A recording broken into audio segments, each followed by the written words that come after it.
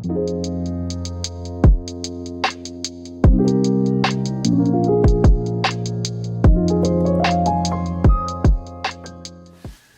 everybody, welcome back to the Pressing Matters. I'm Scott. Thank you for tuning in today to this update on the VPI Saga. I'll try to make this brief, but there is quite a bit of information to go through. If you haven't seen the first video, please check out the first video called System Update, Will the VPI Scout Take Center Stage in My System? In that video, you'll see the offer that I was given to trade my Basis 1400 for a VPI Scout. And I've had it in my system since that video was released, and I have more information for you today. In that video, we left you with a cliffhanger. Would the new pulley provide the speed accuracy we were looking for? Well, that happened. We were very fortunate that Matt Weisfeld was able to go to the factory and retrieve the correct pulley that goes with the 600 RPM motor and the classic 12-inch platter. That arrived the other day. Osvaldo brought it over and we took a look at it. It's definitely thicker than the other pulley. And the other thing we noticed about it was that it didn't have the metal insert that we noticed on the first pulley. So we had to pull the metal insert out of the old pulley and insert it into the new one. It was a tight fit and we were a little concerned, but we got it in there. And then we were more concerned about putting it onto the spindle. We certainly didn't want to damage the brand new motor by forcing anything. So I suggested let's call VPI and just make sure that we're not going to hurt anything by applying some force to get this onto the spindle. It's quite tight. We called them. They said, no, this is totally normal. It's a new spindle. It's going to put a little more pressure on the collar and it's totally normal for it to be tight, and you actually do want it tight. So do not worry about it. You'll be able to carefully move that down onto the spindle, set the set screws, and you'll be all set. And that's exactly what we did. We got it to the right level so the belts fall in the right place, and we're ready to go. So we started listening to music. The first thing that I suggested that we listen to is the reference track that I've been using for a while. It's Andreas Vollenweider, Pace Verde from the 45 RPM cut. A record that after Osvaldo heard it, immediately rushed out to get a copy. It's an amazing record. You're going to be able to hear it in files. So 3 weeks ago, we created a file on the Basis Hana combination with the intention of repeating the same track with the VPI Scout with the ADS controller in place. So that's exactly what you're going to hear in those files. I suggest you download them and listen to them over your own system. I think they're pretty clear on which one is superior, but I'll let you comment on that. So after we played a couple of other tracks, it was obvious that things were back on speed. But I wanted to have Oz just test the turntable speed with his stroboscope disc. So we pulled that out. We looked at the VPI and the Basis. The VPI was pretty steady, just a very slight drift. It was almost imperceptible, but it was there.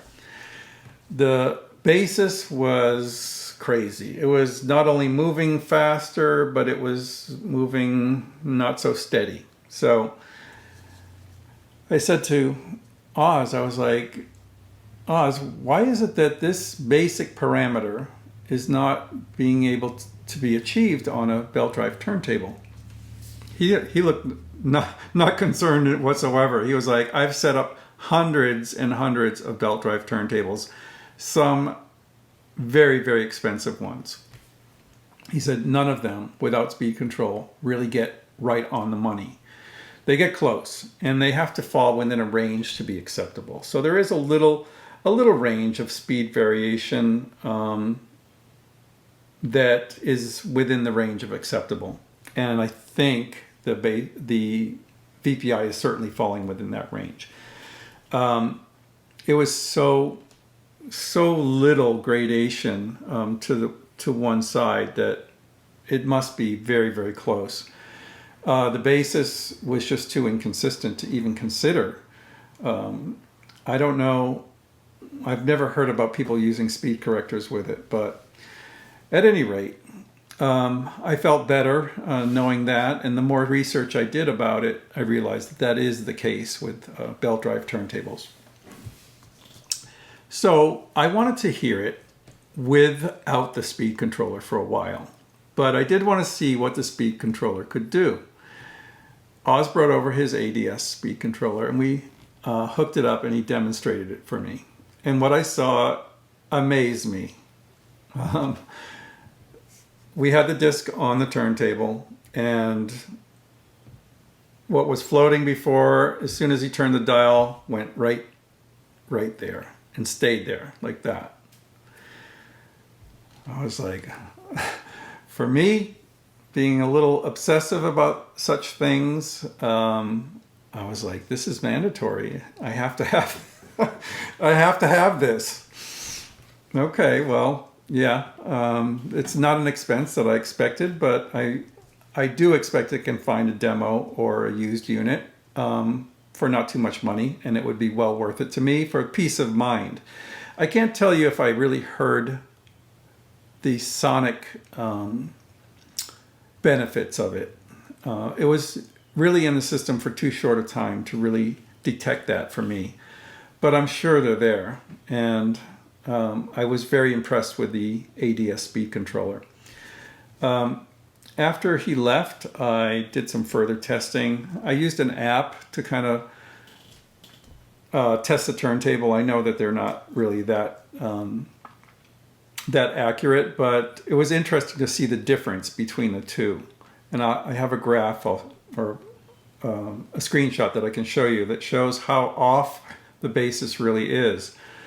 And I was like, wow, I've been living in a fool's paradise here, thinking that the basis was, you know, on point, and it really wasn't. I'm also going to show you a graph that Osvaldo was able to get when he assembled the two files that you're going to hear in the description box below. In that graph, you can see the vast difference between the VPI and the basis, and that the VPI is more dynamic than the basis in that graph. So I thought these two indicators were very interesting and kind of solidified what I was thinking in terms of what I was hearing. More solid presentation, more dynamic presentation. And as I went on through further evaluations with some discs I'm going to show you, it became very apparent that the VPI had excellent speed stability. One thing that you should listen to, oh, I don't have it here. When you're trying to determine this is a solo piano recording. And I had the perfect one. It's on Reference Recordings. It's called Nojima Plays Ravel. I think there's a list disc as well. Nojima Plays Ravel is a solo piano recording, beautifully done, really nicely pressed and very accurately centered, which is important. I played that on the VPI just to test if I could detect any problems with the decay of the piano notes and any wavering going on. And I couldn't detect anything. It sounded great. Even though the pressing was not top-notch, and I will have to search out another one because I loved it. I listened to the whole thing and I was like, oh, this is gorgeous. That absence of any slight speed problems results in a much more beautiful, immersive sound. You really feel the emotional intent of the performance and of the composition. I got a big appreciation for that record hearing it on the VPI. I never really took to it on the basis. And I think I know why now, because that speed instability was blurring piano notes and making things sound a little bit wishy-washy. I can only imagine hearing it with the ADS controller. That's going to be really a revelation. Two other records I played were this. This is an organ recording, and this is the finest organ recording I've ever heard in my life. It's called Magnum Opus. It was an old TAS Super Disc List title. It's on Wilson Audiophile. James Welch is the organist, and it sounds fantastic. Jaw-droppingly good. I was thrilled with what I was hearing. Now, I hadn't heard it since I got the new speakers, so I'm also hearing deeper bass, of course, and a better presentation overall, but the rock-solid presentation of the VPI just made this sound so good. So many organ recordings sound blurry, over-modulated. This has many, many layers of nuance, and it's so pretty to listen to. Pretty and powerful. Really a great recording. I can highly recommend this. If you only have one organ recording, this is the one to have, and the pieces played are really great too. Another interesting experience I had was with this record. I just pulled it out at random. I hadn't heard it very much in recent years. It's on Cisco. It's a repress of a Columbia recording, or a remastering of a Columbia recording. Leonard Bernstein performing Shostakovich Piano Concerto. This was very, very interesting to me because every time I've played this record, I've been like, it's okay, you know? This time, I just sat there and like, I got the feeling like I get when I'm sitting in my favorite concert hall, my local concert hall, the New World Center. When I hear an orchestral concert in that hall, it's very natural sounding. When you go back to hearing recordings, it's so obvious that you're listening to a record. At least it was obvious on the basis. But when I was listening to this on the VPI, I got that same feeling like I was in the concert hall. It was relaxing. I just kind of sat there and watched the beauty unfold. And that's saying something for this record. Columbia recordings are not known to be that great, but this is a really good one. And I was transfixed through this whole record. And it gave me a really deep down appreciation for the artistry on this record. And a feeling like I'm really going to enjoy listening to classical music on this VPI turntable. I did listen to a couple of pop and jazz recordings. This is one that I've been listening to a lot lately. Jennifer Warren's famous Blue Raincoat. Bird on a Wire is a track that I've been listening to as I've been making system upgrades over the last year. And I had never heard it sound as good as it did here. Huge, huge sound, beautifully focused voice.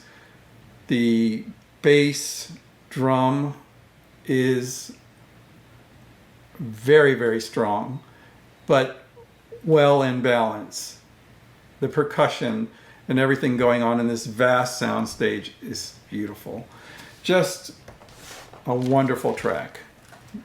Really, I don't think I've ever heard it sound better. And it was like you'd hear on... It reminded me of the type of sound I heard on the very expensive systems at audio shows. That kind of big sound. Big, bold, and immersive sound. I was very impressed with that. Overall, I'm very excited about this. I think I'm going to do it. I need a couple more weeks with it, and I will probably make my decision within 2 weeks. And if I say yes to it, I will go with the ADS controller as well. I think it is a logical upgrade, and I don't think I'm going to miss the basis whatsoever. I do kind of like it. I think it's pretty, but that's about it. After I heard what I heard today, I don't see myself keeping the basis, honestly. that is my update for today. Let me know what you think in the comments. Until next time, I'm Scott for the Pressing Matters. Have a good day.